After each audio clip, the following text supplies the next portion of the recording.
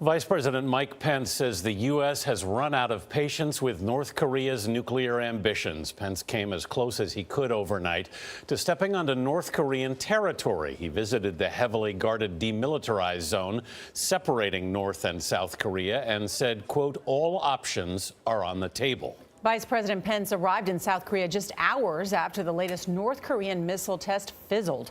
A former British foreign secretary says a U.S. cyber attack may have played a role in the failure. Adriana Diaz is following the Korean standoff from Beijing. But first, let's go to Chip Reed at the White House. Chip, good morning.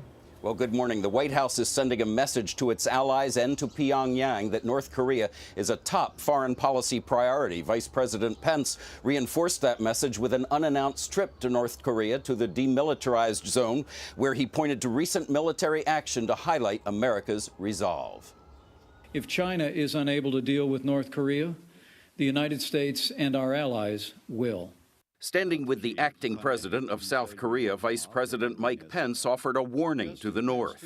The world witnessed the strength and resolve of our new president in actions taken in Syria and Afghanistan.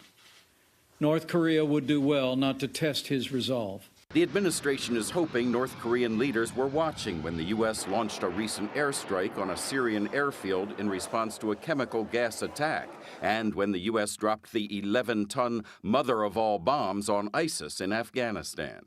Earlier in the day, Vice President Pence stood in the demilitarized zone, just feet away from the border of the isolated nation. The era of strategic patience is over. President Trump has made it clear that the patience of the United States and our allies in this region has run out. Celebrating Easter weekend in Palm Beach, President Trump commented via tweet, implying that China was helping pressure their neighbor, North Korea. Quote, why would I call China a currency manipulator when they are working with us on the North Korean problem? We will see what happens. The administration's plan is to increase pressure on the North Koreans diplomatically, working mainly with China. Additional sanctions on the regime are a possibility, as well as the use of military force. This is a situation that just can't continue. National Security Advisor H.R. McMaster said the U.S. was working with allies to avoid war. It's time for us to undertake all actions we can, short of a military option, to try to resolve this peacefully. Vice President Pence is just the latest top administration official to visit the region. Secretary of Defense Mattis and Secretary of State Tillerson have also been there recently. It's all part of the president's balancing act of reassuring allies while showing strength to North Korea. Gail? Chip, thank you.